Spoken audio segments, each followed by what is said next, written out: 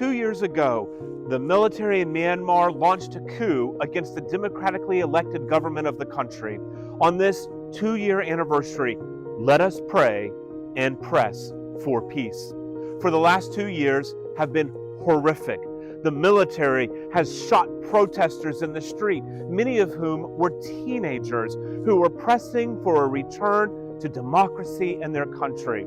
The military has released bombs that have burned entire communities. Prior to the war, there were 1.7 million Baptists in Myanmar, one of the fastest growing Baptist churches in all of the world. These growing churches have experienced the reality of a brutal crackdown.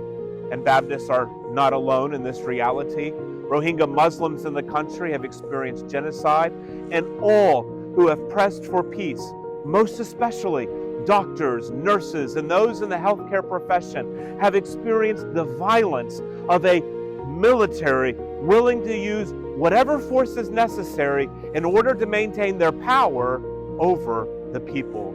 So on this 2-year anniversary, let us pray for peace in Myanmar. And would you pray for Pastor Sampson? Just 1 month ago, Pastor Sampson was illegally detained by the military for his willingness to speak the truth about what is happening. Even today, as Pastor Sampson languishes in a prison cell, would you pause right now and would you pray for peace in Myanmar and for the release of Pastor Sampson? Your Baptist family has been involved.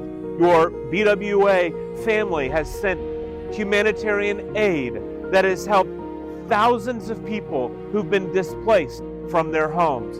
And last year, the BWA partnered with the 21 Wilberforce Global Freedom Center that successfully mobilized over 10,000 people in the United States to contact their elected officials. The end result was that just recently, the United States government passed new legislation that is directly addressing the human rights abuses in Myanmar. We can make a difference. Let us pray and let us live into the words of Jesus in Matthew chapter 5. Blessed are the peacemakers, for they will be called the children of God.